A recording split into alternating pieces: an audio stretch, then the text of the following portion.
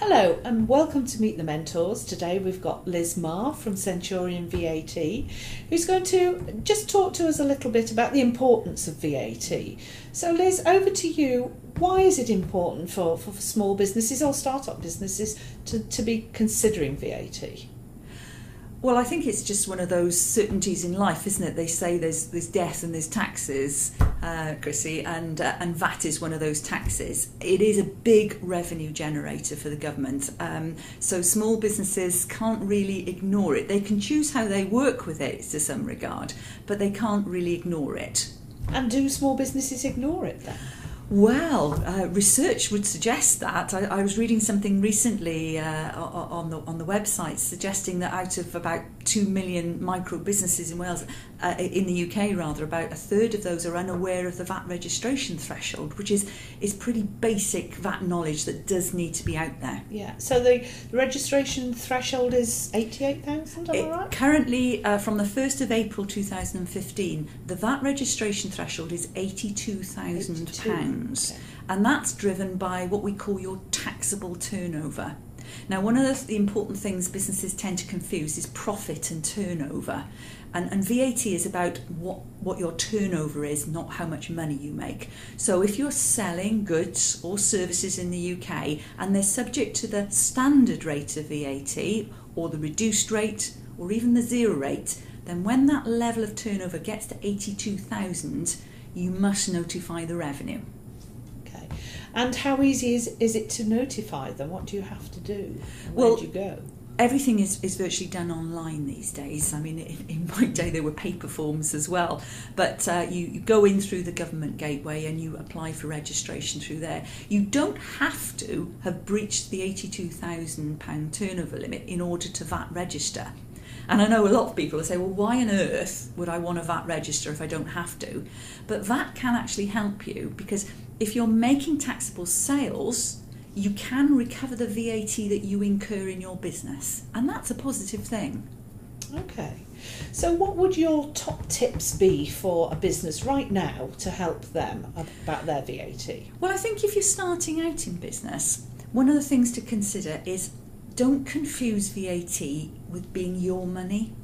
So if you do become VAT registered and you start to charge VAT on the things you sell, almost put that VAT money aside and put it somewhere separately, because you're going to have to give that to the revenue on your VAT return every VAT quarter that you submit. So it's not your money. Okay, so it would be really useful for them to set up a savings account that they put the VAT into every month. Yeah, so yes. Whatever your turnover is, whatever VAT you've charged on your sales, cut that and put that to one side. I know interest rates are pretty grim at the moment, but it's about getting good housekeeping habits. Yeah, okay.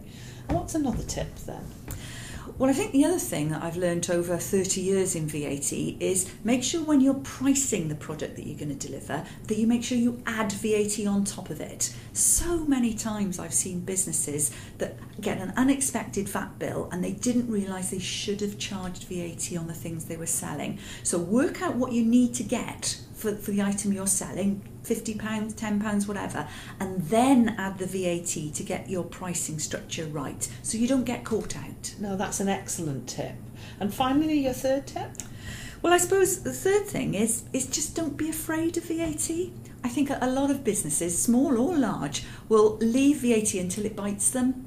Well, actually, VAT can be really helpful to you. For example, the thing I was talking about making zero-rated sales, you don't have to charge VAT on the sales, but it still allows you to recover VAT on your costs. So you might actually register before you start making transactions because it helps you recover VAT on your startup costs, and then when you start making those sales, then you charge VAT. And that's a useful cash flow tip.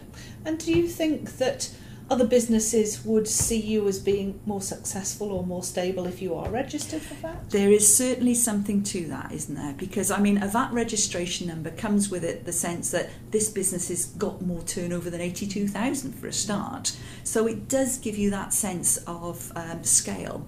The other thing that might help you with is that if you're buying in things from overseas countries in the EU, they will often ask you for your VAT registration number. And if you give them that, they will not charge you VAT on the goods that they send across to you. You'll have to charge yourself VAT, which is a bit odd, but you don't incur French, German VAT on those sales, and that can be helpful. Okay, but finally, on online businesses, what about, because this is getting into a nightmare area at the moment. It is, Chrissy.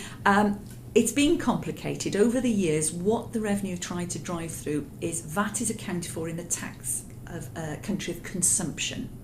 So where is your customer? That's where the VAT rate's going to be due. Now, from January of 2015, we saw a totally different treatment come in on digital services provided online.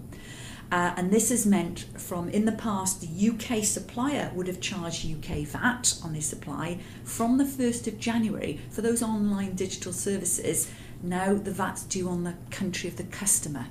So the UK business has to charge the French customer French VAT at the French rate and has to pay that VAT over to the French authorities. And that's a seismic change. It is, and lots of registration, lots of red tape, I imagine. Yes, but again, there are some solutions to that, and through the government gateway you can access what we call a mini one-stop shop, which will allow businesses caught by those regulations to basically deal with all the foreign VAT through the UK. So there are tools out there to help businesses, but it's not without its challenges, that's true. Yeah. Okay, thank you, Liz. That's been really helpful. And thank you for being our Meet the Mentor today. It's been a pleasure, Chrissy. Thank you for asking. Thank you.